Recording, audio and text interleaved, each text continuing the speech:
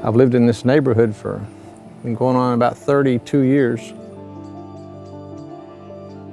Couldn't ask for a better bunch of neighbors. They're all great, and I can't even cut my own grass, and they're all helping me. They're pitching in, won't let me do anything. I've got one brother that's still with me. I've lost my mom and dad and two sisters. I do have some people in my family that they just don't see doctors. Most of them are gone now. But I have 8 cousins that went all their life and never seen a doctor. And all of a sudden they die of something that could have been taken care of.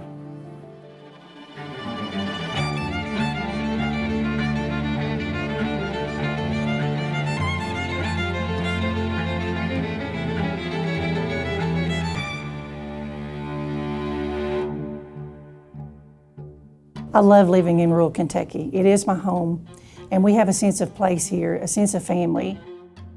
Family really does support each other here. I've been told in my lifetime by an aunt and a grandmother, if I have a potato, you have a potato. In other words, we're going to eat. We're going to take care of each other's needs. Living in rural Kentucky means that you usually have a hard life in many ways. Kentucky suffers from a lot of the same problems that we see around the country, but maybe to a slightly greater degree. One of the biggest barriers is transportation. We don't have trains, we don't have buses, there's one taxi in Perry County. If he takes a day off, there's not a taxi. It's not like you can just walk down the road for your food. If you wanted to go to the grocery store, you had to drive, 20, 30 minutes.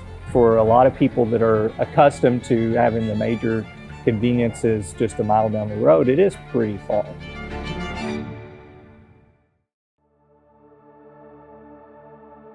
Here at the American Heart Association, we are working hard with local communities to address, identify, and to find solutions for the barriers we're facing, and they're vast and wide across the entire state.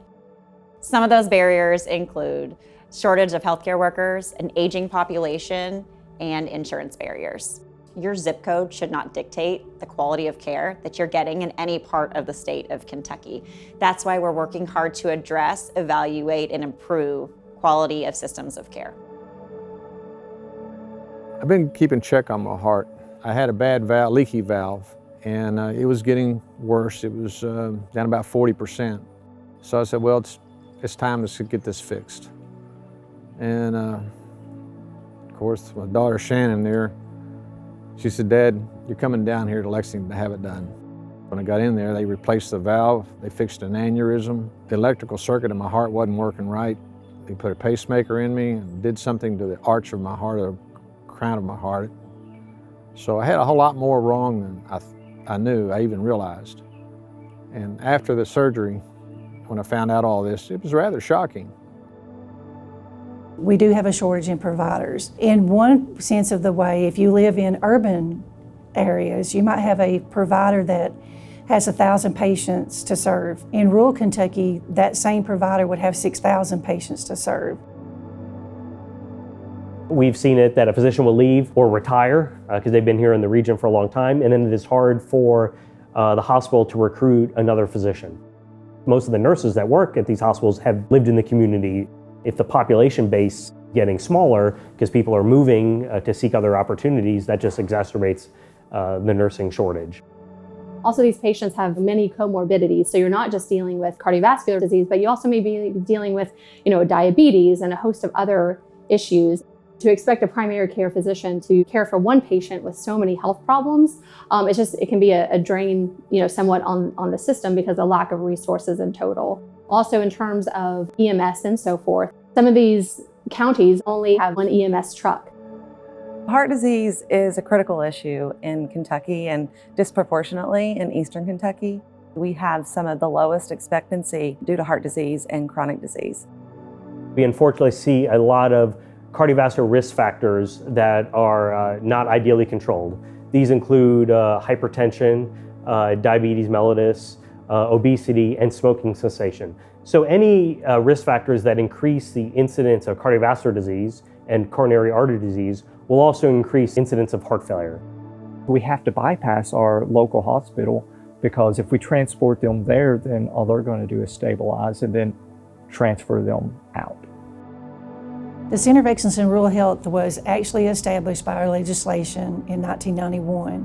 The goal was if we train family practice doctors here in rural Kentucky, that they will stay and practice in rural Kentucky. We are now recruiting people from our own area that come back here to their families to live and serve. We have an 80% return rate of people that are still working in rural that have graduated from our program. And basically, the poorest of the poorest is who they deliver services to. We need to make sure that we create economic development in our state so that these rural areas are developing and folks are coming in to work. And when we do that, we're going to attract folks who want to be in the healthcare industry as well. And one thing that the General Assembly has done a good job of over the past few years is creating laws that will help increase that access to care. Maybe it was through nurse practitioners or enticing physicians to come back to our rural areas, but we're doing everything we can to try and increase that access.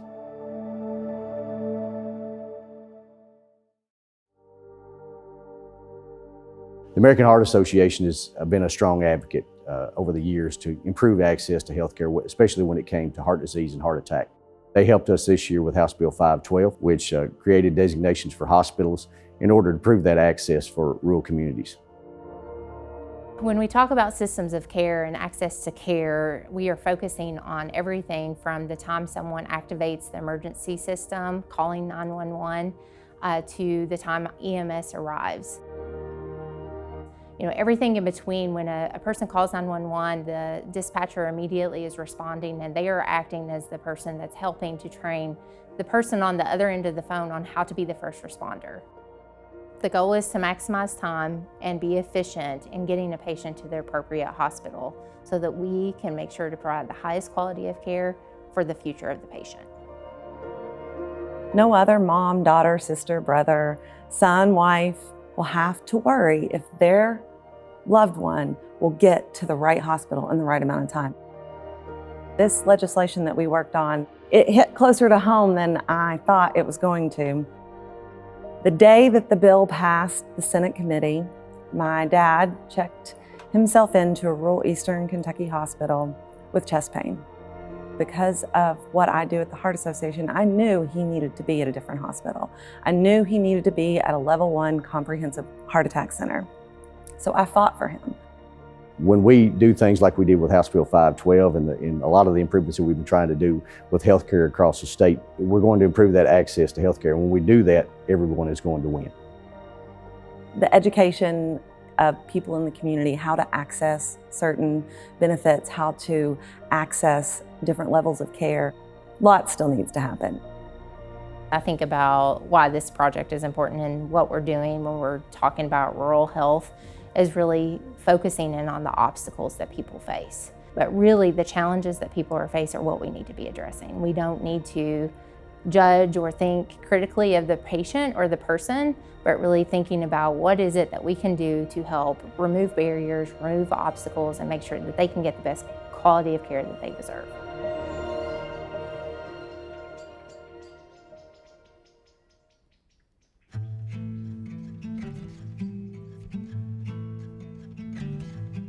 Your health's a little more fragile than what you think. Take care of yourself. I mean, we're growing older, and my advice would be regularly see a doctor. Regularly get your physicals and your checkups. If you got a problem, go get it checked out. You're not going to live forever, but Live as long as you can. One thing we did on my grandfather's farm was at the end of the day, we would sit on the porch and we would celebrate the things that we had accomplished that day and plan out what we would do the next day. I truly believe that everybody deserves to be as healthy as they can and have access to the most awesome care in the world. And we can do that in rural if we work together.